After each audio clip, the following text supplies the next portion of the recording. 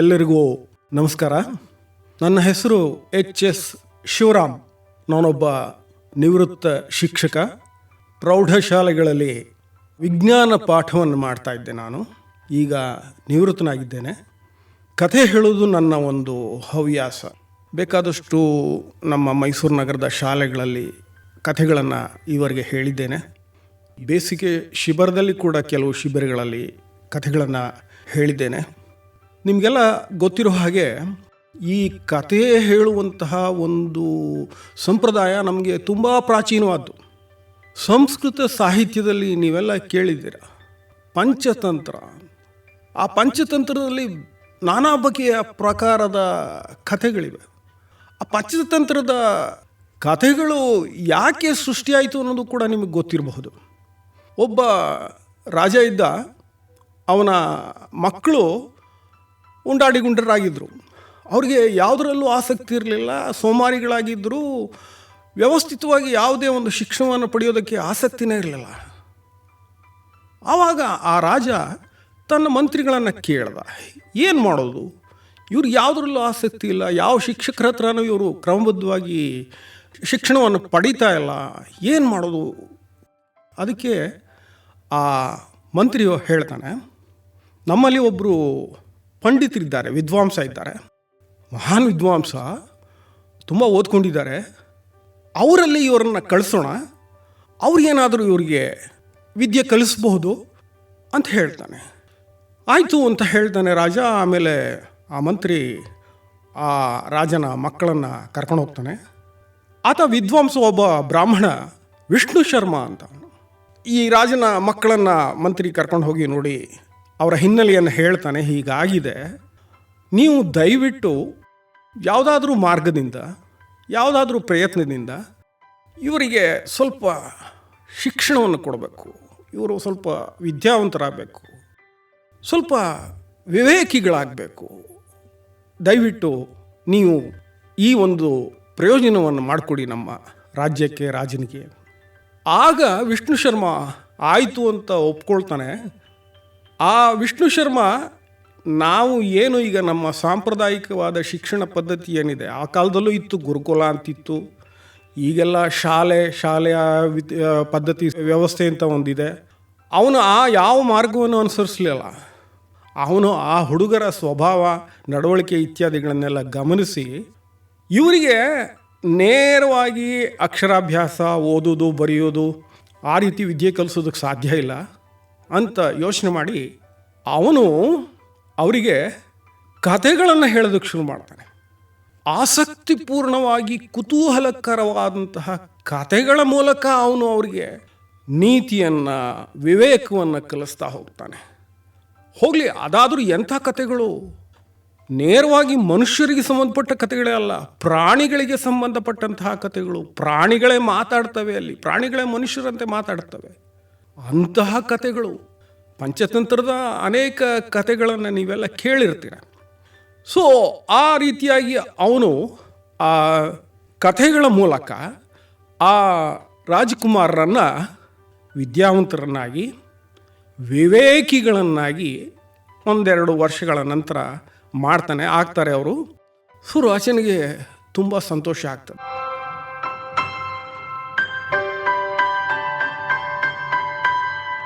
ಈಗ ಕಥೆಗಳನ್ನು ಕೇಳುವಂತಹ ವ್ಯವಧಾನ, ಪುರುಸೊತ್ತು ಬಹಳ ಕಡಿಮೆ ಆಗಿಬಿಟ್ಟಿದೆ.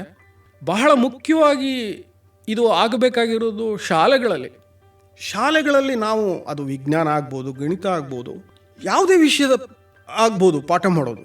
ಆದರೆ ನಾವು ಆ ಪಾಠಗಳನ್ನು ಮಾಡುವಾಗ ಬರೀ ಆ ಪಠ್ಯ ವಿಷಯ ಏನಿದೆ ಅದಕ್ಕೆ ಮಾತ್ರ ಸೀಮಿತವಾಗ್ದಲೆ ಅದಕ್ಕೆ ಸಂಬಂಧಪಟ್ಟಂತಹ ಏನಾದರೂ ಕಥೆಗಳಿದ್ದರೆ, ಉದಾಹರಣೆಗೆ ಈಗ ನಾನು ವಿಜ್ಞಾನದ ಪಾಠಗಳನ್ನು ಮಾಡುವಾಗ ಗುರುತ್ವಾಕರ್ಷಣೆಗೆ ಸಂಬಂಧಿಸಿದಂತೆ ನ್ಯೂಟನ್ನ ನಿಯಮಗಳು ಇತ್ಯಾದಿಗಳನ್ನು ಪಾಠ ಮಾಡುವಾಗ ಮೊದಲು ನಾನು ನ್ಯೂಟನ್ನ ಕಥೆ ಹೇಳ್ತಿದ್ದೆ. ಆ ಸೇಬಿನ ಹಣ್ಣು ಬಿದ್ದಿದ್ದು ಅದೆಲ್ಲ ಪಾಠದಲ್ಲೇ ಬರ್ತದೆ. ಆದರೆ ನ್ಯೂಟನ್ನ ಜೀವನ ಚರಿತ್ರೆ, ಅವನು ರೇನ್ಬೋ, ಯಾಕೆ 7 ಬಣ್ಣಗಳಿದೆ ಕಾಮನಬಿಲ್ನಲ್ಲಿ ಅಂತ ಅವನು ಹೇಗೆ ಯೋಚನೆ ಮಾಡಿರ್ಬೋದು ಅಂತ ನಾನೇ ಕೆಲವು ಸರಿ ಊಹೆ ಮಾಡಿಕೊಂಡು ಹೀಗೆ ಅಂತ. ಹಾಗೆ ನಾನು ಈ ವಸ್ತುಗಳು ನೀರಿನಲ್ಲಿ ತೇಲುವುದು ಮುಳುಗೋದು ಇತ್ಯಾದಿಗಳ ಬಗ್ಗೆ ಆರ್ಕಿಮಿಡೀಸ್ನ ತತ್ವ ಹೇಳುವಾಗ ನಾನು ಆರ್ಕಿಮಿಡೀಸ್ನ ಕತೆ ಹೇಳ್ತಿದ್ದೆ. ಸಿರಾಕ್ಯೂಸ್ ಅಂತ ಪಟ್ಟಣ ಇತ್ತು, ಅಲ್ಲಿ ರಾಜ ಚಿನ್ನದ ಕಿರೀಟ ಮಾಡ. ಸೊ ನಾನು ಅಲ್ಲಿ ನಮಗೆ ಪಠ್ಯದಲ್ಲಿದ್ದಿದ್ದು ಆರ್ಕಿಮಿಡೀಸನ ನಿಯಮ, ತೇಲುವಿಕೆಯ ನಿಯಮ, ಸಾಂದ್ರತೆ ಇತ್ಯಾದಿಗಳು. ಆದರೆ ಮಕ್ಕಳಿಗೆ ಆ ಪಠ್ಯ ವಿಷಯಗಳನ್ನು ಬಹಳ ಚೆನ್ನಾಗಿ ಮನವರಿಕೆ ಆಗುವಾಗ ಮಾಡಬೇಕಾದ್ರೆ ಅದಕ್ಕೆ ಹಿನ್ನೆಲೆಯಾಗಿ ಆ ತತ್ವಗಳು, ವಿಚಾರಗಳು ಹೇಗೆ ವಿಜ್ಞಾನಿಯ ಒಂದು ಶಿಸ್ತಿನಲ್ಲಿ ಬೆಳೆದು ಬಂದ್ವು ಅನ್ನೋದನ್ನು ನಾವು ತಿಳಿಸ್ಕೊಟ್ರೆ ಆವಾಗ ಆ ಮಕ್ಕಳಿಗೆ ಅದು ಚೆನ್ನಾಗಿ ಮನಸ್ಸಿನಲ್ಲಿ ಹಿಡ್ಕೊಳ್ಳುತ್ತೆ. ಅವರು ಚೆನ್ನಾಗಿ ನೆನಪಿನಲ್ಲಿ ಇಟ್ಕೊಳ್ತಾರೆ. ಎಷ್ಟು ಕಾಲ ಆದರೂ ಅದು ಮರೆಯೋದಿಲ್ಲ. ಕೆಲವು ಸರಿ ಹೀಗಾಗೋದು ಉಂಟು. ಆ ಕಥೆಯನ್ನು ಮಾತ್ರ ಜ್ಞಾಪಕ ಇಟ್ಕೊಂಡು ಮೂಲ ವಿಚಾರಗಳನ್ನು ಕೆಲವು ಸಾರಿ ಮರೆದಿರೋದು ಉಂಟು. ನನ್ನ ವಿದ್ಯಾರ್ಥಿಗಳು ಎಷ್ಟೋ ಜನ ಸಿಗ್ತಿರ್ತಾರೆ, ಸರ್ ನೀವು ಆ ಕತೆ ಹೇಳಿದ್ರಿ ಸರ್, ಈ ಕತೆ ಹೇಳಿದ್ರಿ ಸರ್ ಅಂತ ಹೇಳ್ತಾರೆ. ಆದರೆ ಆರ್ಕಿಮಿಡೀಸ್ ನನ್ನ ತತ್ವ ಏನಾದ್ರು ನೆನಪಿದೆಯೋ ಹೇಳೋದ್ರೆ ಗೊತ್ತಿಲ್ಲ ಅಂತ ಹೇಳ್ತಾರೆ. ಸೊ ಹೀಗಾಗೋದುಂಟು. ಆದರೆ ಈ ಕಥೆಗಳ ಮೂಲಕ ನಾವು ವಿದ್ಯಾರ್ಥಿಗಳಲ್ಲಿ ಕುತೂಹಲವನ್ನು, ಆಸಕ್ತಿಯನ್ನು, ನಮ್ಮ ಸಂಸ್ಕೃತಿಯನ್ನು, ನಮ್ಮ ಪರಿಸರ ಸಂರಕ್ಷಣೆಗೆ ಸಂಬಂಧಿಸಿದ ವಿಚಾರಗಳನ್ನು ನಾವು ಅವರಿಗೆ ಮನವರಿಕೆ ಮಾಡಿಕೊಡು. ಇನ್ನೊಂದು ವಿಷಯ ಇಲ್ಲಿ ಏನು ಅಂತ ಹೇಳಿದ್ರೆ, ನಾವು ಮಕ್ಕಳಿಗೆ ನಾವು ಕತೆ ಹೇಳೋದು ಒಂದು, ಆ ಮಕ್ಕಳೇ ಕತೆ ಹೇಳುವಂತಾಗಬೇಕು. ಮಕ್ಕಳೇ ಕತೆ ಹೇಳುವಂತಾಗಿದ್ರೆ ಹೇಗೆ ಮಾಡ್ಬೋದು ಅಂತ ಹೇಳಿದ್ರೆ, ನಾವು ಸಣ್ಣ ಸಣ್ಣ ಕತೆಗಳ ಪುಸ್ತಕಗಳನ್ನು ನಾವು ಮಕ್ಕಳಿಗೆ ಕೊಟ್ಬಿಟ್ಟು ಓದ್ಕೊಂಡು ಬಾ, ನೀನು ನಾಳೆ ದಿವಸ ನೀನು ಯಾವ ಕತೆಗಳನ್ನು ಓದಿದೆ ಅದರಲ್ಲಿ ನಿನಗೆ ತುಂಬ ಹಿಡಿಸಿದ ಕತೆ ಯಾವುದು ಅದನ್ನು ನೀನು ಬಂದು ಹೇಳು. ಇಲ್ಲ ತರಗತಿಯಲ್ಲಾದರೂ ಹೇಳು, ಇಲ್ಲ ನನ್ನ ಮುಂದಾದರೂ ಹೇಳು, ಇಲ್ಲ ನಿನ್ನ ತಂದೆ ತಾಯಿಗಳಿಗಾರು ಹೇಳು ಅಂತ ನಾವು ಹೇಳಿದರೆ ಅವಾಗ ಏನಾಗ್ತದೆ ಅಂತ ಹೇಳಿದ್ರೆ, ಮಕ್ಕಳು ಭಾಷೆಯನ್ನು ತುಂಬ ಚೆನ್ನಾಗಿ ಕಲ್ತ್ಕೊಳ್ತಾರೆ. ಭಾಷೆಯ ಒಂದು ಬಳಕೆಯ ಒಂದು ಸರಿಯಾದ ಕ್ರಮ ಅವರಿಗೆ ಗೊತ್ತಾಗ್ತದೆ. ನಾವು ಅಭಿವ್ಯಕ್ತಿ ಅಂತ ಏನು ಹೇಳ್ತೀವಿ, ಆ ಅಭಿವ್ಯಕ್ತಿಯ ಒಂದು ಬಹಳ ಬಿಗಿಯಾದಂತಹ ಒಂದು ಹಿಡಿತ ಬರ್ತದೆ, ಭಾಷೆಯ ಮೇಲಿನ ಹಿಡಿತ ಬರ್ತದೆ.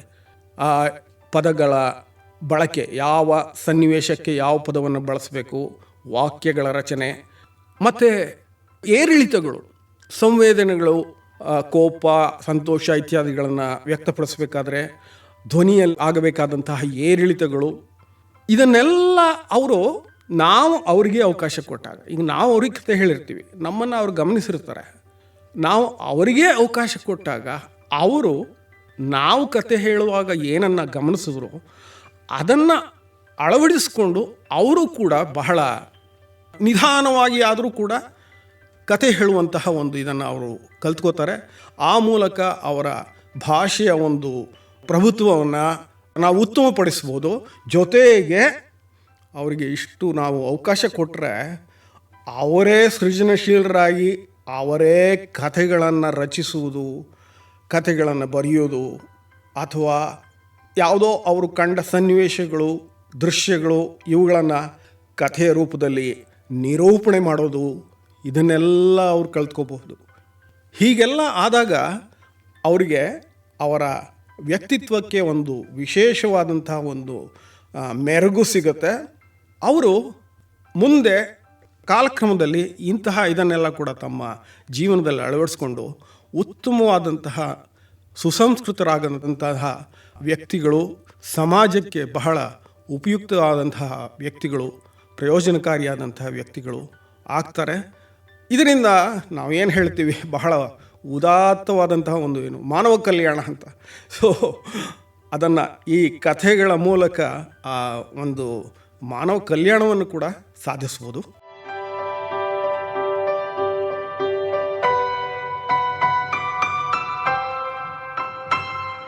ಈಗ ಉದಾಹರಣೆಗೆ ನಾನು ಒಂದು ಕತೆ ಹೇಳ್ತೀನಿ.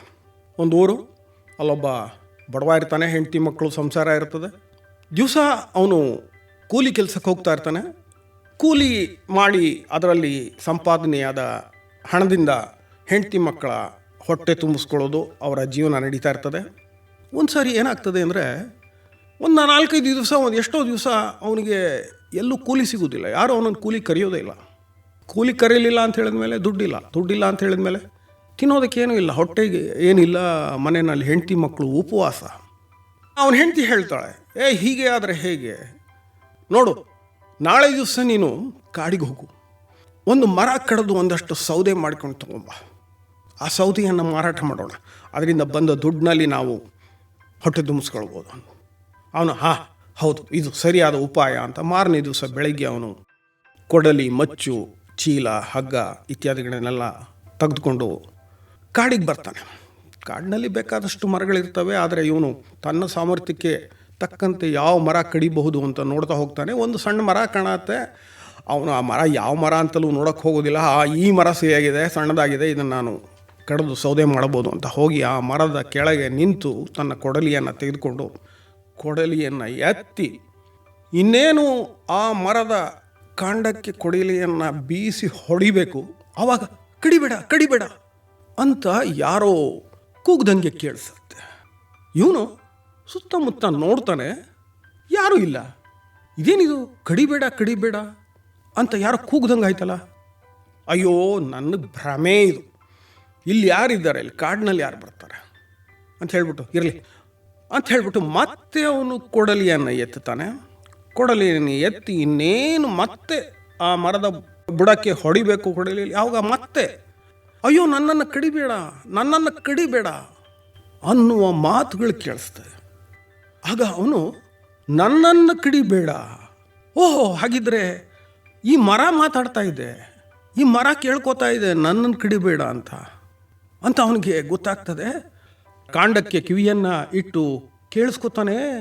ಅಲ್ಲಿ ಒಂದು ರೀತಿಯ ಉದ್ವೇಗದಲ್ಲಿ, ಆ ಮರದ ಉದ್ವೇಗ, ಅದರ ಉಸಿರಾಟದ ಏರಿಳಿತದಲ್ಲಿ ಅವನಿಗೆ ಕೇಳಿಸುತ್ತೆ. ಅವಾಗ ಅಯ್ಯೋ, ನಿಜವಾಗ್ಲೂ ಈ ಮರ ನಾನು ಕಡ್ದಾಕ್ಬಿಡ್ತೀನಿ ಅಂತ ಅಯ್ಯೋ ಭಾಳ ಭಯ ಪಟ್ಬಿಟ್ಟಿದೆ ಅಂತ ಅವನಿಗೆ ಅನಿಸುತ್ತೆ. ಆಮೇಲೆ ಹೇಳ್ತಾನೆ, ನಾನು ನಿನ್ನನ್ನು ಕಡಿಲೇಬೇಕು, ಕಡಿದು ಸೌದೆ ಮಾಡಿ ಮಾರಿದ್ರೆ ಅಷ್ಟೇ ನನ್ನ ಹೆಂಡತಿ ಮಕ್ಕಳ ಹೊಟ್ಟೆ ತುಂಬಿಸೋಕ್ಕಾಗೋದು, ನಾನು ಬಡವ, ನೀನು ಕಡಿಬೇಡ ಅಂತ ಹೇಳಿದ್ರೆ ನನಗೆ ಬೇರೆ ಮಾರ್ಗ ಇಲ್ಲ. ಆವಾಗ ಆ ಮರ ಹೇಳುತ್ತೆ, ಸರಿ ಸ್ವಲ್ಪ ಸಹನೆ ಇರಲಿ, ಸ್ವಲ್ಪ ಕತ್ತೆತ್ತಿ ಮೇಲೆ ನೋಡು ನನ್ನನ್ನು. ಅವನು ಕತ್ತೆತ್ತಿ ಮೇಲೆ ನೋಡ್ತಾನೆ. ಅದೊಂದು ಎಳೆಯ ಮಾವಿನ ಮರ. ಅವನು ಗಮನಿಸೇ ಇರೋದಿಲ್ಲ ಇದೊಂದು ಮಾವಿನ ಮರ ಅಂತ. ಅವನು ಹೇಳ್ತಾನೆ, ಅಯ್ಯಯ್ಯೋ, ಮಾವಿನ ಮರ ಅಂತಾನೆ. ಏನಿದೆ ನೋಡು ಅಂತ ಕೇಳುತ್ತೆ ಆ ಮರ. ಓಹೋ, ಎಷ್ಟೊಂದು ಹೂವುಗಳು ಬಿಟ್ಟಿದೆಯಲ್ಲ, ಅಲ್ಲಲ್ಲಿ ಒಂದೊಂದು ಸಣ್ಣ ಹೀಚಿದೆ, ಸಣ್ಣ ಕಾಯಿಗಳು ಎಲ್ಲ ಇದೆಯಲ್ಲ. ಆ ಮರ ಹೇಳುತ್ತೆ, ಇನ್ನೂ ನೋಡು, ಇನ್ನೂ ಏನು ಕಾಣತ್ತೆ ಅಂತ ನೋಡ್ತಾನೆ. ಅಯ್ಯೋ, ಎಷ್ಟೊಂದು ಜೇನುನೊಣಗಳು, ದುಂಬಿಗಳು ಎಲ್ಲ ಹಾರಾಡ್ತಾ ಇವೆ, ಆ ಹೂವುಗಳಿಗೆ ಮುತ್ತು ಕೊಡ್ತಾ ಇವೆ ಅಂತಾನೆ. ಮತ್ತೆ ನೋಡು, ಇನ್ನೇನು ಕಾಣುತ್ತೆ ನೋಡು ಅಂತ ನೋಡ್ತಾನೆ. ಹಕ್ಕಿಗಳು, ಎಷ್ಟೊಂದು ಹಕ್ಕಿಗಳು ರೆಂಬೆಯಿಂದ ರೆಂಬೆಗೆ ಹಾರಾಡ್ತಾ ಇವೆ. ಆಮೇಲೆ ನೋಡ್ತಾನೆ, ಎಲ್ಲೋ ಒಂದು ಹಕ್ಕಿಗಳ ಗೂಡು ಕಾಣುತ್ತೆ. ಅಯ್ಯೋ, ಹಕ್ಕಿಗಳ ಗೂಡು ಕೂಡ ಕಟ್ಟಿವಲ್ಲ ಅಂತಾನೆ. ಆವಾಗ ಮರ ಕೇಳುತ್ತೆ, ನೋಡಿದ್ಯಾ, ನನ್ನನ್ನು ಆಶ್ರಯಿಸ್ಕೊಂಡು ಎಷ್ಟೊಂದು ಜೀವಿಗಳಿವೆ, ದುಂಬಿಗಳಿವೆ, ಜೇನುನೊಣಗಳಿದೆ, ಹಕ್ಕಿಗಳಿವೆ. ನಾನೀಗ ಹೂ ಬಿಟ್ಟಿದ್ದೇನೆ, ಆಮೇಲೆ ಕಾಯಾಗತ್ತೆ, ಹೀಚಾಗತ್ತೆ, ಹಣ್ಣಾಗತ್ತೆ. ನಿನಗೆ ಗೊತ್ತಿದೆ, ಮಾವಿನ ಹಣ್ಣಿನಷ್ಟು ರುಚಿಯಾದ ಹಣ್ಣು ಯಾವುದಿದೆ? ನೀವು ಮನುಷ್ಯರಷ್ಟೇ ಅಲ್ಲ, ಪಕ್ಷಿಗಳು, ಬೇರೆ ಪ್ರಾಣಿಗಳು ಕೂಡ ನನ್ನನ್ನು ತಿಂದು ರುಚಿಯನ್ನು ಎಷ್ಟು ಸಂತೋಷದಿಂದ ಆಸ್ವಾದಿಸ್ತವೆ. ಅಲ್ಲದೆ ನಾನೇನು 1 ವರ್ಷ 2 ವರ್ಷ, ನಾನು 100 ವರ್ಷಗಳ ಕಾಲ ನಾನು ಜೀವಿಸ್ತೇನೆ. ಪ್ರತಿ ವರ್ಷ ನಾನು ಬೇಕಾದಷ್ಟು 100 ಹಣ್ಣುಗಳನ್ನು ಬಿಡ್ತೇನೆ. ಹೀಗೆ 100 ವರ್ಷಗಳ ಕಾಲ ಪ್ರತಿ ವರ್ಷ ಇಷ್ಟು ಒಳ್ಳೆ ರಸಭರಿತವಾದ ಹಣ್ಣುಗಳನ್ನು ಕೊಡುವಂತಹ ಮತ್ತು ಸಾವಿರಾರು ಜೀವಿಗಳಿಗೆ ಆಶ್ರಯವಾದ ನನ್ನನ್ನು ನೀನು ಕತ್ತರಿಸಬೇಕು ಅಂತಿದ್ದೀಯಲ್ಲ, ಇದು ನ್ಯಾಯನಾ, ಸರಿನಾ, ನೀನೇ ಹೇಳು ಅಂತ ಮರ ಕೇಳುತ್ತೆ. ಆಗ ಅವನು, ಅಯ್ಯಯ್ಯೋ, ಹೌದಲ್ಲ, ನಾನು ಇದನ್ನೆಲ್ಲ ಯೋಚನೆ ಮಾಡಲಿಲ್ಲ.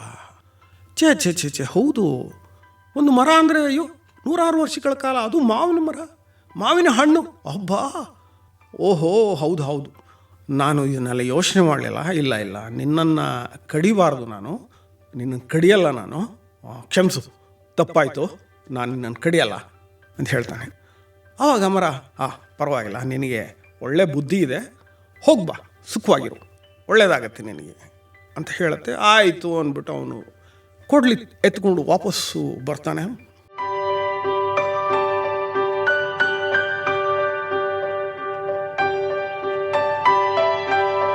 ಸ್ವಲ್ಪ ದೂರ ಬಂದ ಮೇಲೆ ಮತ್ತೆ ಅದೇ ಯೋಚನೆ, ಮನೆಯಲ್ಲಿ ಹೆಂಡತಿ ಮಕ್ಕಳು ಉಪವಾಸ ಇದ್ದಾರೆ. ಮರ ಕಡ್ದು ಸೌದೆ ಮಾಡಿ ತೊಗೊಂಡೋಗಿ ಮಾರಿ ದುಡ್ಡು ಸಂಪಾದನೆ ಮಾಡಿದ್ರೇ ಅವ್ರ ಹೊಟ್ಟೆ ತುಂಬಿಸೋದು. ಏನು ಮಾಡೋದು?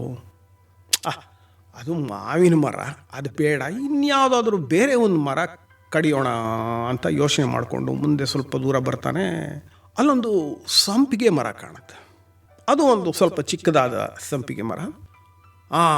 ಈ ಮರ ಹಾಕ್ಬೋದು, ಇದನ್ನು ನಾನು ಕಡಿದು ಸೌದೆ ಮಾಡ್ಬೋದು ಅಂತ ಹೋಗ್ತಾನೆ. ಆ ಮರದ ಬುಡದಲ್ಲಿ ನಿಂತ್ಕೊಂಡು ಮತ್ತೆ ಕೊಡಲಿಯನ್ನು ಎತ್ತಿ ಇನ್ನೇನು ಕೊಡಲಿಯಿಂದ ಹೊಡಿಬೇಕು. ಆವಾಗ ಅಯ್ಯಯ್ಯೋ ನನ್ನನ್ನು ಕಡಿಬೇಡ ಅಂತ ಕೇಳುತ್ತೆ ಮಾತು. ಇವನಿಗೆ ಆಶ್ಚರ್ಯ ಆಗುತ್ತೆ. ಓಹೋ, ಈ ಸಂಪಿಗೆ ಪರ ಕೂಡ ಮಾತಾಡ್ತಾ ಇದೆಯಲ್ಲ, ನನ್ನನ್ನು ಕಡಿಬೇಡ ಅಂತ ಕೇಳ್ಕೊತಾ ಇದೆ. ಅಯ್ಯಯ್ಯೋ ಏನಿದು, ಮರಗಳು ಮಾತಾಡ್ತಾವ? ನಾನು ಇದುವರೆಗೆ ಎಲ್ಲೂ ಗೊತ್ತೇ ಇರಲಿಲ್ಲ, ಈ ಮರಗಳು ಹೀಗೆ ಮಾತಾಡ್ತಾ ಇವೆಲ್ಲ ಅಂತ ಹೇಳ್ಬಿಟ್ಟು, ನಾನು ಯಾಕೆ ನಿನ್ನನ್ನು ಕಡಿಬಾರ್ದು? ನಾನೊಬ್ಬ ಬಡವ, ಮನೆ ಹೆಂಡತಿ ಮಕ್ಕಳು ಉಪವಾಸ ಇದ್ದಾರೆ, ನಿನ್ನನ್ನು ಕಡಿದು ಸೌದೆ ಮಾಡಿ ಮಾರಾಟ ಮಾಡಬೇಕು, ನಾನು ಬಂದು ದುಡ್ಡಲ್ಲಿ ಅವ್ರ ಹೊಟ್ಟೆ ತುಂಬಿಸ್ಬೇಕು, ಅದಕ್ಕೋಸ್ಕರ ನಾನು ನಿನ್ನನ್ನು ಕಡಿತಾ ಇದ್ದೀನಿ. ನಾನು ನಿನ್ನನ್ನು ಯಾಕೆ ಕಡಿಬಾರ್ದು? ನಾನು ಕಡಿತೀನಿ ಅಂತ. ಆವಾಗ ಮರ ಹೇಳುತ್ತೆ, ಸ್ವಲ್ಪ ಕತ್ತೆತ್ತಿ ನನ್ನನ್ನು ನೋಡು. ಆವಾಗ ಅವನು ಕತ್ತೆತ್ತಿ ನೋಡ್ತಾನೆ. ಅದು ಆ ಸಂಪಿಗೆ ಮರ ಮೊದಲನೇ ವರ್ಷ ಹೂಬಿಟ್ಟಿರೋದು. ಆ ಸಂಪಿಗೆಯ ಮರದ ಭರ್ತಿ ಎಲ್ಲ ರೆಂಬೆ ಕೊಂಬೆಗಳಲ್ಲಿ ಬೇಕಾದಷ್ಟು ಹೂವುಗಳು, ಆ ಹಳದಿ ಕೆಂಪು ಬಣ್ಣದ ಹೂವುಗಳು ಅರಳಿರ್ತವೆ. ಒಂದೊಂದು ಹೂವು ಅರಳಿರುವುದನ್ನು ನೋಡಿದ್ರೆ ಪ್ರತಿಯೊಂದು ಹೂವು ಒಂದೊಂದು ದೀಪದಂತೆ ಕಾಣ್ತಿರ್ತದೆ. ಅಲ್ಲದೆ ಸೂರ್ಯನ ಬೆಳಕು ಮೇಲಿನಿಂದ ಬೀಳ್ತಾ ಇದ್ದರಿಂದ ಅವು ಪ್ರಕಾಶಮಾನವಾಗಿ ಒಳ್ಳೆ ದೀಪದಂತೆ ಅವು ಹೊಳಿತಾ ಇರ್ತವೆ. ಆಮೇಲೆ ಅಲ್ಲಿ ಕೂಡ ಬೇಕಾದಷ್ಟು ದುಂಬಿಗಳು, ಜೇನು ನೊಣಗಳು ಅಲ್ಲಿ ಹಾರಾಡ್ತಾ ಇರ್ತವೆ. ಮರ ಕೇಳುತ್ತೆ, ನೋಡು ನನ್ನ ಹೂಗಳು ಎಷ್ಟು ಸುಂದರವಾಗಿದೆ, ವಾಸನೆ ನೋಡು ಎಂಥ ಪರಿಮಳ ಇದೆ ನನ್ನ ಹೂಗಳಿಗೆ. ನನ್ನ ಹೂವನ್ನು ಹೆಣ್ಮಕ್ಳು ಎಷ್ಟು ಆಸೆ ಪಡ್ತಾರೆ. ನಿನ್ನ ಹೆಂಡತಿ ಮಕ್ಕಳಿಗೂ ತೊಗೊಂಡೋಗಿ ಕೊಡು. ನನ್ನ ಹೂವನ್ನು ದೇವರಿಗೆ ಪೂಜೆ ಮಾಡೋದಕ್ಕೆ ಉಪಯೋಗಿಸೋದಿಲ್ವೇ? ನನ್ನಂತಹ ಒಂದು ಮರನ, ಇಷ್ಟು ಸುಂದರವಾದಂತಹ, ಇಷ್ಟು ಸುಗಂಧಭರಿತವಾದ ಹೂಗಳನ್ನು ಕೊಡುವ ಮರನ ನೀನು ಕತ್ತರಿಸ್ಬೇಕು ಅಂತಿದೆಯಲ್ಲ, ಸರಿನಾ? ಅವನು ಹೌದು, ಓಹೋ ಹೌದಲ್ಲ, ಹೌದು, ಇಲ್ಲ ಬೇಡ, ನಾನು ನಿನ್ನನ್ನು ಕತ್ತರಿಸೋದಿಲ್ಲ, ಬಿಡು, ಕತ್ತರಿಸಬಾರ್ದು, ನಾನು ನಿನ್ನನ್ನು ಕತ್ತರಿಸೋದಿಲ್ಲ ಅಂತ ಹೇಳ್ತಾನೆ. ಆಮೇಲೆ ಆ ಮರ ಹೇಳುತ್ತೆ, ಅಲ್ಲಪ್ಪ ನನ್ನನ್ನು ಕತ್ತರಿಸೋದಿಲ್ಲ ಅಂದ್ಬಿಟ್ಟು ನೀನು ನೆಕ್ಸ್ಟ್ ಮುಂದೆ ಏನು ಮಾಡ್ತೀಯ? ಇನ್ನೊಂದು ಮರ ಕತ್ತರಿಸೋದಕ್ಕೆ ಹೋಗ್ತೀಯ ಅಲ್ವಾ? ಹೌದು, ಏನು ಮಾಡಲಿ? ಅಲ್ಲ, ನಾನಷ್ಟೇ ಅಲ್ಲ, ಬೇರೆ ಮರಗಳನ್ನು ನೋಡು, ಒಂದೊಂದು ಮರವು ಎಷ್ಟೆಷ್ಟು ವೈವಿಧ್ಯಮಯವಾಗಿದೆ. ಅದರ ಎಲೆಗಳಾಗಲಿ, ಅದರ ರೆಂಬೆ ಕೊಂಬೆಗಳಾಗಲಿ, ಅದರ ಹೂವುಗಳಾಗಲಿ, ಅದರ ಹಣ್ಣುಗಳಾಗಲಿ ಎಷ್ಟು ವೈವಿಧ್ಯಮಯವಾಗಿದೆ ನೋಡು. ಎಷ್ಟು ಜೀವಿಗಳು, ದುಂಬಿಗಳು, ಜೇನುನೊಣಗಳು, ಹಕ್ಕಿಗಳು, ಮಂಗಗಳು, ಎಷ್ಟೊಂದು ಲಕ್ಷಾಂತರ ಪ್ರಾಣಿಗಳು ಈ ಮರಗಳನ್ನೆಲ್ಲ ಆಶ್ರಯಿಸ್ಕೊಂಡಿಲ್ವಾ? ಆ ಮರಗಳ ಕೆಳಗೆ ನೋಡು, ನೆರಳಿನಲ್ಲಿ ಹಸುಗಳು, ದನಗಳು, ಆಡು, ಮೇಕೆ, ಕುರಿಗಳು ಅವುಗಳೆಲ್ಲ ಅಲ್ಲಿ ಓಡಾಡ್ತಾ ಇವೆ, ಹುಲ್ಲು ಮೇಯ್ತಾ ಇವೆ. ಆ ದನ ಕಾಯುವ ಹುಡುಗರು ಆ ಮರಗಳ ನೆರಳಿನಲ್ಲಿ ಆಟ ಆಡ್ತಾ ಇದ್ದಾರೆ, ಕೆಲವರು ವಿಶ್ರಾಂತಿ ತೆಗೆದುಕೊಳ್ತಾ ಇದ್ದಾರೆ. ಹೀಗಿರುವಾಗ ನೀನು ಯಾವುದಾದ್ರೂ ಮರನ ಕತ್ತರಿಸಿದ್ರೆ ಅದರಿಂದ ತುಂಬ ಅನ್ಯಾಯ ಆಗೋದಿಲ್ವಾ? ನಷ್ಟ ಆಗೋದು ಯಾರಿಗೆ? ನಿನಗೆ, ನಿಮ್ಮಂಥ ಮನುಷ್ಯರಿಗೆ, ಮಾನವರಿಗೆ ಅಲ್ವಾ ಅಂತ ಅದು ಹೇಳುತ್ತೆ. ಆವಾಗ ಅವನು ಹೌದಲ್ಲ, ಅಯ್ಯೋ ನಾನು ಇಷ್ಟೊಂದೆಲ್ಲ ಯೋಚನೆನೇ ಮಾಡಲಿಲ್ಲ, ನನಗೆ ಯಾರೂ ಇದುವರೆಗೆ ಈ ವಿಚಾರಗಳನ್ನೆಲ್ಲ ಹೇಳಲಿಲ್ಲ, ನಾನೇನು ಓದ್ದೋನಾ, ನನಗೇನು ಈ ವಿಚಾರಗಳಿಗೆ ಹೊಳಿಲಿಲ್ವಲ್ಲ, ಇವತ್ತು ನನಗೆ ಜ್ಞಾನೋದಯವಾಯಿತು. ಮರಗಳನ್ನು ಕಡಿಬಾರ್ದು, ಮರಗಳನ್ನು ಕತ್ತರಿಸಬಾರ್ದು, ಮರಗಳನ್ನು ಕತ್ತರಿಸಿದ್ರೆ ನಮಗೇ ನಷ್ಟ. ಹೀಗೆ ನಾವು ಎಲ್ಲ ಮನುಷ್ಯರು ನನಗೆ ಸೌದೆಗೆ ಬೇಕು, ಮನೆ ಕಟ್ಟಕ್ಕೆ ಬೇಕು ಅಂತ ಮರಗಳನ್ನು ಕತ್ತರಿಸ್ತಾ ಹೋದರೆ ಕಡೆಗೆ ಏನು ಉಳಿಯುತ್ತೆ? ಏನು ಉಳಿಯೋದಿಲ್ಲ. ಆ ಮರಗಳೇ ಇಲ್ದಲೇ ಹೋದರೆ ಬದುಕು ಸಾಧ್ಯವಾಗುತ್ತಾ? ಪ್ರಾಣಿಗಳಿಗಾಗಲಿ ಮನುಷ್ಯರಿಗಾಗಲಿ. ಹೌದು, ಮರಗಳನ್ನು ಕತ್ತರಿಸಬಾರ್ದು. ಅಲ್ಲದೆ ಒಂದೊಂದು ಮರ ಅದು ಏನೇನು ವಿಶಿಷ್ಟತೆ, ಒಂದೊಂದು ಮರ ಒಂದೊಂದು ತರಹ ಎಷ್ಟು ಸುಂದರವಾಗಿದೆ, ಎಷ್ಟು ಚೆನ್ನಾಗಿದೆ. ಹೌದು, ಇಲ್ಲ, ಮರ ಕಡಿಬಾರ್ದು, ನಾನಾಗಲಿ ಯಾರಾಗಲಿ ಮನೆ ಕಡಿಬಾರ್ದು, ಇಲ್ಲ ನಾನು ಮರ ಕಡಿಯೋದಿಲ್ಲ ಅಂತ ಹೇಳಿಬಿಟ್ಟು ಅವನು ನಾನು ಕಡಿಯೋದಿಲ್ಲ ನಿನ್ನನ್ನು ಅಂತ ಹೇಳಿಬಿಟ್ಟು ಬಂದುಬಿಡ್ತಾನೆ. ಈ ಸ್ವಲ್ಪ ದೂರ ಬಂದ ಮೇಲೆ ಮತ್ತೆ ಮನೆಯಲ್ಲಿ ಹೆಂಡತಿ ಮಕ್ಕಳ ನೆನಪು ಬರುತ್ತೆ, ಯೋಚನೆ ಆಗುತ್ತೆ. ಆವಾಗ ಅವನಿಗೆ ದುಃಖ ಆಗುತ್ತೆ. ಅಯ್ಯಯ್ಯೋ, ಎಂಥ ಸ್ಥಿತಿ ಬಂದ್ಬಿಡ್ತು, ಹೆಂಡತಿ ಮಕ್ಕಳು ಉಪವಾಸ ಇದ್ದಾರೆ, ಇಲ್ಲಿ ಮರ ಸೌದೆ ಮಾಡಿ ತೊಗೊಂಡೋಗೋಣ ಅಂತ ಹೇಳಿದ್ರೆ ಈ ಮರಗಳು ಮಾತಾಡ್ತವೆ. ಆ ಮರಗಳು ಹೇಳುವಂಥ ವಿಚಾರಗಳೆಲ್ಲ ಸತ್ಯವಾಗಿದೆ. ನಾನು ಮರಗಳನ್ನು ಕಡಿಯೋದು ತಪ್ಪು ಅಂತ ನನಗೆ ಅರಿವಾಗಿದೆ. ಅದು ನಿಜ ಕೂಡ, ತಪ್ಪು, ಕಡಿಬಾರದು. ಆದರೆ ಏನು ಮಾಡೋದು, ನಾನು ಬಡವ, ಹೆಂಡತಿ ಮಕ್ಕಳು ಉಪವಾಸ ಇದ್ದಾರೆ. ಎಂಥ ಸಂಕಟ ಬಂದ್ಬಿಡ್ತು ನನಗೆ, ಎಂಥ ಸಂಕಷ್ಟ ಬಂದ್ಬಿಡ್ತು. ಅಯ್ಯೋ ದೇವರೇ, ಏನಿದು, ಈ ರೀತಿಯ ಒಂದು ಕಷ್ಟಕ್ಕೆ ನನ್ನನ್ನು ಈಡು ಮಾಡಿಬಿಟ್ಟಿಯಲ್ಲ ಅಂತ ಅವನು ಗೋಳಾಡ್ತಾ ಅಳ್ತಾ ಕಣ್ಮುಚ್ಕೊಂಡು ಕೂತ್ಕೋತಾನೆ.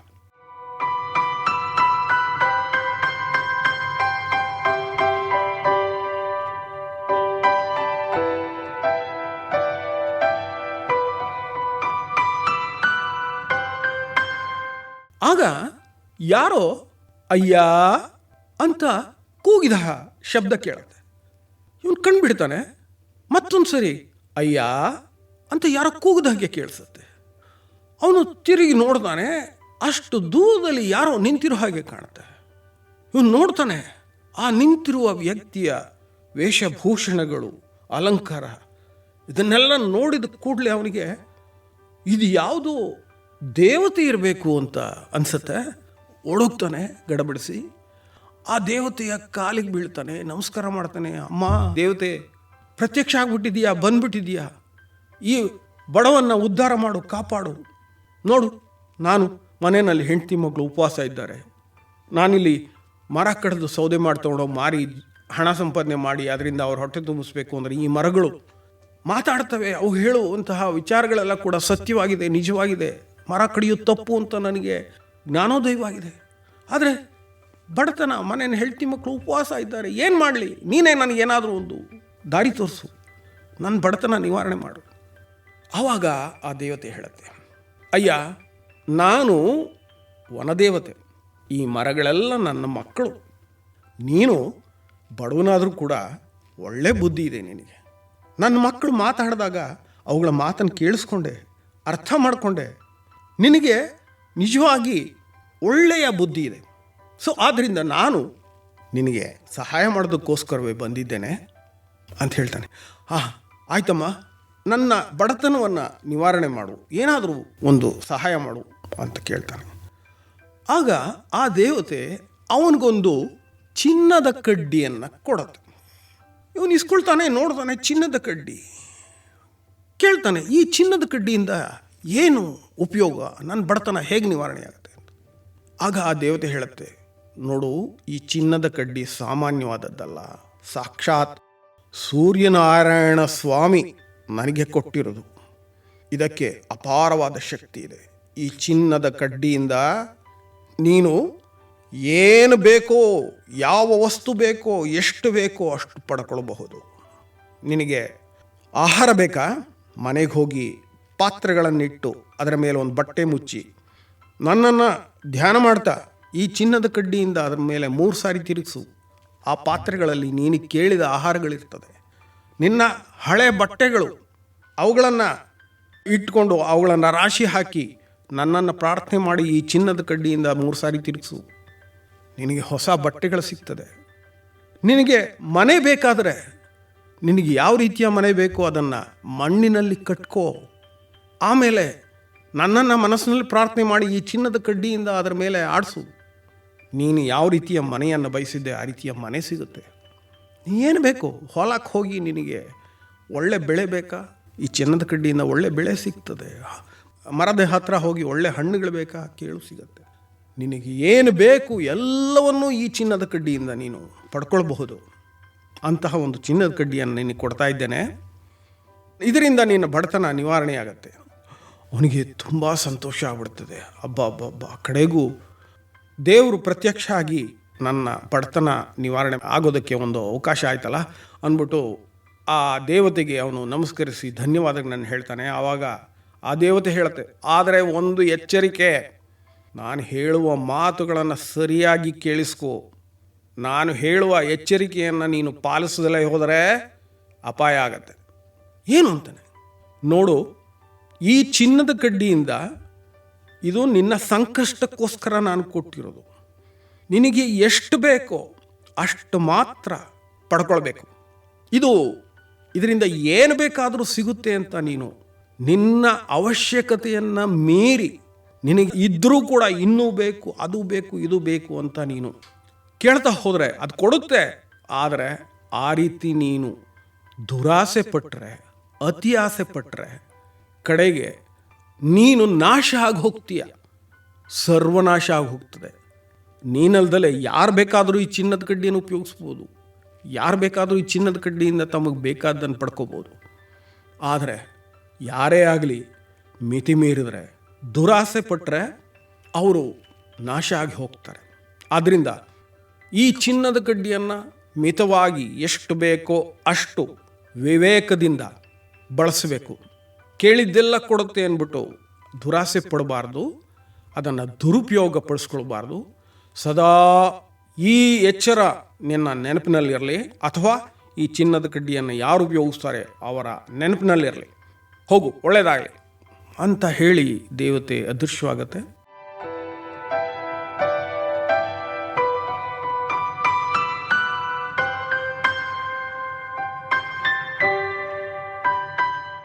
ಇವನು ಚಿನ್ನದ ಕಡ್ಡಿಯನ್ನು ತಗೊಂಡು ಮನೆಗೆ ಬರ್ತಾನೆ.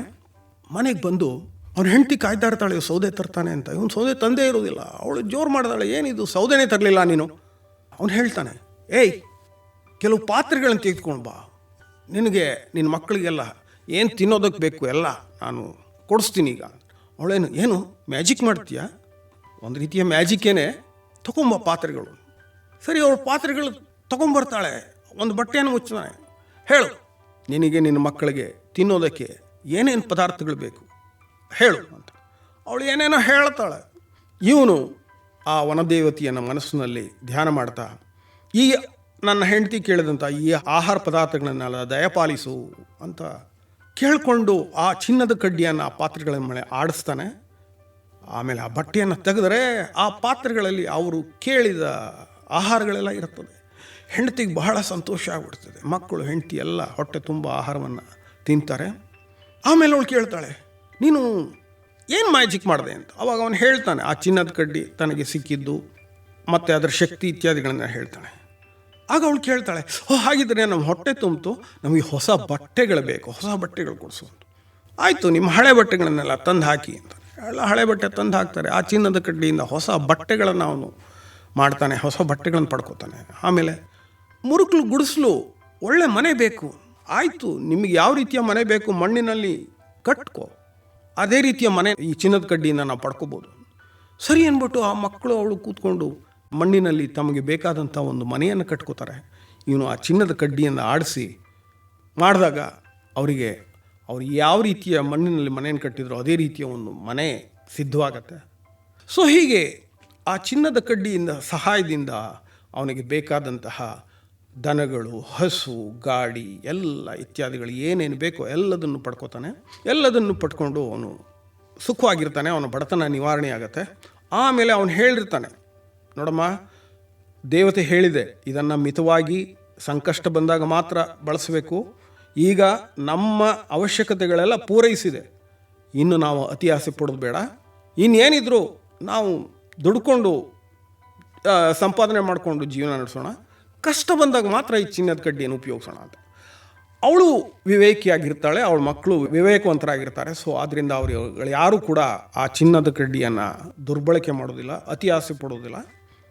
ಹೀಗೆ ಆಗುತ್ತೆ. ಅವನಿಗೆ ವಯಸ್ಸಾಗುತ್ತೆ. ಆ ವಯಸ್ಸಾದಮೇಲೆ ಅವನು ಸಾಯೋ ಟೈಮ್ನಲ್ಲಿ ಆ ಕಾಲದಲ್ಲಿ ಅವನ ಆ ಚಿನ್ನದ ಕಡ್ಡಿಯನ್ನು ತನ್ನ ಮಕ್ಕಳಿಗೆ ಕೊಡ್ತಾನೆ. ಅವರಿಗೆ ಆ ದೇವತೆ ಹೇಳಿದ ಎಚ್ಚರಿಕೆ ಮಾತನ್ನು ಹೇಳ್ತಾನೆ. ಅತಿ ಆಸೆ ಪಟ್ಟರೆ, ದುರುಪಯೋಗ ಪಡಿಸ್ಕೊಂಡ್ರೆ ನಾಶವಾಗಿಬಿಡ್ತೀರಾ ಅಂತ ಎಚ್ಚರಿಕೆ ಕೊಟ್ಟಿದೆ. ಅದರಿಂದ ಯಾರು ದುರುಪಯೋಗ ಪಡಿಸ್ಕೋಬೇಡಿ, ಅತಿ ಆಸೆ ಪಡಬೇಡಿ. ಎಷ್ಟು ಅವಶ್ಯಕವೋ ಅಷ್ಟು ಮಾತ್ರ ಪಡ್ಕೊಳ್ಳಿ, ದುಡಿಯೋದನ್ನು ನಿಲ್ಲಿಸಬೇಡಿ. ಅವ್ರು ಆಗಲಿ ಅಂತ ಅದೇ ರೀತಿಯಾಗಿ ನಡ್ಕೋತಾರೆ. ಹಾಗೆ ಒಂದು ತಲೆಮಾರಿನಿಂದ ಇನ್ನೊಂದು ತಲೆಮಾರಿಗೆ, ಇನ್ನೊಂದು ತಲೆಮಾರಿನಿಂದ ಇನ್ನೊಂದು ತಲೆಮಾರಿಗೆ ಆ ಚಿನ್ನದ ಕಡ್ಡಿ ವರ್ಗಾವಣೆ ಆಗ್ತಾ ಬರ್ತದೆ. ಎಲ್ಲರೂ ಕೂಡ ವಿವೇಕದಿಂದ ಅದನ್ನು ಉಪಯೋಗಿಸ್ಕೊಳ್ತಾ ಇರ್ತಾರೆ. ಸಂಕಷ್ಟ ಬಂದಾಗ ಉಪಯೋಗಿಸ್ಕೊಳ್ತಾ ಇರ್ತಾರೆ. ಯಾರೂ ದುರುಪಯೋಗ ಪಡಿಸ್ಕೊಳ್ಳೋದಿಲ್ಲ. ಹಾಗೆ ಅನೇಕ ತಲೆಮಾರುಗಳ ನಂತರ ಅದು ಈಗಿನ ಆಧುನಿಕ ಯುಗದ ನಮ್ಮ ಕಾಲದ ಆ ವಂಶದ ಒಬ್ಬ ವ್ಯಕ್ತಿಯ ಕೈಗೆ ಸಿಗತ್ತೆ. ಆ ವ್ಯಕ್ತಿ ನಮ್ಮ ಕಾಲದ ಜನಗಳ ಗೊತ್ತಲ್ಲ ಗುಣ ಏನು ಅಂತ, ದುರಾಸೆ. ಇರೋದು ಸಾಲದು, ಇರೋದು ಎಲ್ಲ ಇನ್ನೂ ಬೇಕು, ಮತ್ತು ಬೇಕು, ನೋಡಿದ್ದೆಲ್ಲ ಬೇಕು, ಕಂಡಿದ್ದೆಲ್ಲ ಬೇಕು. ಅವನು ಈ ಆಧುನಿಕ ಮನುಷ್ಯ ಆ ಚಿನ್ನದ ಕಡ್ಡಿಯನ್ನು ಉಪಯೋಗಿಸ್ಕೊಂಡು ಅವನು ಆ ಎಚ್ಚರಿಕೆಯ ಮಾತುಗಳನ್ನು ಮರ್ತೇ ಬಿಡ್ತಾನೆ.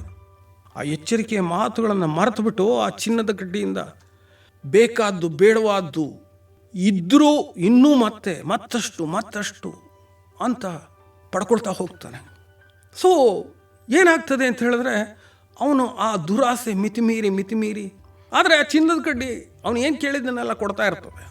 ಒಂದು ದಿವಸ ಏನಾಗುತ್ತೆ ಅಂದರೆ, ಚಳಿಗಾಲ, ಭಯಂಕರ ಚಳಿ.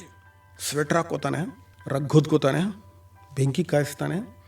ಏನು ಮಾಡಿದ್ರೂ ಚಳಿ ಹೋಗೋದಿಲ್ಲ. ಸ್ವಲ್ಪ ಇದಾದರೂ ಕೂಡ ನಡುಕ, ಚಳಿ. ಒಬ್ಬೊಬ್ಬ ಏನಿದು ಇಷ್ಟೊಂದು ಚಳಿ, ಏನು ಮಾಡೋದು ಅಂತ ಮನೆಯಿಂದ ಆಚೆ ಆಗ್ತಾನೆ. ಸೂರ್ಯೋದಯ ಆಗಿರ್ತದೆ, ಸೂರ್ಯ ಪೂರ್ವದಲ್ಲಿ ಕಾಣಿಸ್ತಾ ಇರ್ತಾನೆ. ಇವನಿಗೆ ತಕ್ಷಣ ಒಂದು ಯೋಚನೆ ಬರ್ತದೆ, ಆಹಾ, ಚಳಿ ಹೋಗಿಸೋದಕ್ಕೆ ಸರಿಯಾದ ಒಂದು ಮಾರ್ಗ ಸಿಕ್ತು ನನಗೆ ಅಂದ್ಬಿಟ್ಟು ಮನೆಯೊಳಗೆ ಹೋಗಿ ಆ ಚಿನ್ನದ ಕಡ್ಡಿಯನ್ನು ತರ್ತಾನೆ. ಆ ಚಿನ್ನದ ಕಡ್ಡಿಯನ್ನು ತಂದು ಸೂರ್ಯನ ದಿಕ್ಕಿನಲ್ಲಿ ತಿರುಗಿ ಆ ಚಿನ್ನದ ಕಡ್ಡಿಯನ್ನು ಸೂರ್ಯನ ದಿಕ್ಕಿನಲ್ಲಿ ಇಟ್ಕೊಂಡು, ಏ ಸೂರ್ಯ, ನನಗೆ ಚಳಿ ಆಗ್ತಾ ಇದೆ, ಬಂದು ಬೆನ್ನು ಕಾಯಿಸು, ನನ್ನ ಚಳಿಯನ್ನು ಹೋಗಲಾಡಿಸು ಅಂತ ಸೂರ್ಯನ ದಿಕ್ಕಿನಲ್ಲಿ ಆ ಕಡ್ಡಿಯನ್ನು ಆಡಿಸಿ ಬೆನ್ನು ತಿರುಗಿಸ್ಕೊಂಡು ಕೂತ್ಕೋತಾನೆ. ಹೇಳಿ ಏನಾಗಬಹುದು? ಆ ಚಿನ್ನದ ಕಡ್ಡಿಗೆ ಅಪರಿಮಿತವಾದ ಶಕ್ತಿ ಇತ್ತು. ಅವನು ಆ ಆಜ್ಞೆಯನ್ನು ಕೊಟ್ಟ ಕೂಡಲೇ ಸೂರ್ಯನಿಂದ ಬಿಸಿಯಾದ ಭಯಂಕರವಾದ ಶಾಖದ ಜ್ವಾಲೆಗಳು ಬಂದವು. ಸೂರ್ಯನ ಜ್ವಾಲೆಗಳ ತಾಪವನ್ನು ಯಾರ ಕೈಲಾದರೂ ಸಹಿಸ್ಕೊಳ್ಳೋಕೆ ಸಾಧ್ಯವೇ? ಎಲ್ಲ ಸುಟ್ಟು ಭಸ್ಮ ಆಗಿ ನಾಶ ಆಗೋಯ್ತು. ದೇವತೆ ಹೇಳಿದ ಎಚ್ಚರಿಕೆಯ ಮಾತನ್ನು ಮೀರಿದ್ರಿಂದ ಅದು ಹೇಳಿತ್ತು, ದುರಾಸೆ ಪಟ್ಟರೆ, ದುರುಪಯೋಗ ಪಡಿಸ್ಕೊಂಡ್ರೆ ನಾಶ ಆಗ್ತೀಯ. ಹಾಗೆ ಎಲ್ಲ ಸುಟ್ಟು ನಾಶ ಆಗಿ ಹೋಯಿತು. ಹಾಗಂತ ಕಥೆ ಇದು. ಈ ಕಥೆಯನ್ನು ಡಾಕ್ಟರ್ ಚಂದ್ರಶೇಖರ ಕಂಬಾರ ಅವರ ಒಂದು ಪುಸ್ತಕ ಇದೆ, ಜನಪದ ಕಥೆಗಳ ಪುಸ್ತಕ, ಮರವೇ ಮರ್ಮರವೇ ಅಂತ. ಅಲ್ಲಿ ನಾನು ಇದನ್ನು ಓದಿದ್ದು. ನಾನು ಆ ಮೂಲ ಕಥೆಯನ್ನು ಸ್ವಲ್ಪ ಮಟ್ಟಿಗೆ ಮಾರ್ಪಡಿಸಿಕೊಂಡು ಇಲ್ಲಿ ಹೇಳಿದ್ದೇನೆ. ಆದರೆ ನಮ್ಮ ಕಾಲಕ್ಕೆ ಇದು ಬಹಳ ಪ್ರಸ್ತುತವಾದಂತಹ ಒಂದು ಕಥೆಯಾಗಿದೆ ಅಂತ ನಿಮಗೆಲ್ಲ ಗೊತ್ತಿರಬೇಕು. ನಾವೇನು ಮಾಡ್ತಾಯಿದ್ದೀವಿ ಈಗ, ಆಧುನಿಕ ಮಾನವರು, ನಾವು ಪರಿಸರವನ್ನು ಅತಿಯಾಗಿ ಶೋಷಣೆ ಮಾಡ್ತಾ ಇದ್ದೇವೆ, ಅತಿಯಾಗಿ ನಾಶ ಮಾಡ್ತಾ ಇದ್ದೇವೆ. ನಮಗೆ ವಿವೇಕವೇ ಇಲ್ಲ. ಇದ್ರೂ ಸಾಕಾಗುವಷ್ಟಿದ್ರೂ ಮತ್ತೂ ಬೇಕು, ಅದು ಬೇಕು, ಇದು ಬೇಕು, ಬೇಡವಾದ್ದು ಇದು ಬೇಕು, ಇದು ಬೇಡ, ಇದು ಸಾಕು ಅನ್ನುವಂತಹ ಒಂದು ವಿವೇಕವೇ ಇಲ್ಲ, ಮಿತಿಯೇ ಇಲ್ಲ. ಹಾಗೆ ಮಾಡ್ತಾ ಇದ್ದೀವಿ. ಅತಿಯಾಗಿ ದುರಾಸೆ ಪಟ್ಕೊಂಡು ಪರಿಸರವನ್ನು ನಾಶ ಮಾಡ್ತಾ ಒಂದು ರೀತಿಯ ಒಂದು ವಿನಾಶದ ಮಾರ್ಗದಲ್ಲಿ ನಾವು ಹೋಗ್ತಾ ಇದ್ದೇವೆ. ಚಿನ್ನದ ಕಡ್ಡಿ ಅದರ ಸಂಕೇತವಾಗಿದೆ. ನಾವು ವಿವೇಕಿಗಳಾಗಿ ದುರ್ಬಳಕೆ ಮಾಡಿಕೊಡ್ದಲೆ ಪರಿಸರವನ್ನಾಗಲಿ ಅಥವಾ ಯಾವುದೇ ವಸ್ತುವನ್ನಾಗಲಿ ದುರ್ಬಳಕೆ ಮಾಡಿಕೊಳ್ಳದಲೇ ಇದ್ದರೆ ಅದರಿಂದ ಮಾನವ ಕಲ್ಯಾಣ ಸಾಧ್ಯ ಆಗ್ತದೆ. ಈ ಒಂದು ಸಂದೇಶ ಈ ಕಥೆಯ ಮೂಲಕ ಚಂದ್ರಶೇಖರ್ ಕಂಬಾರ್ ನಮಗೆ ನೀಡ್ತಾ ಇದ್ದಾರೆ. ಕಥೆ ಇಲ್ಲಿಗೆ ಮುಗಿಯುತ್ತೆ. ಧನ್ಯವಾದಗಳು.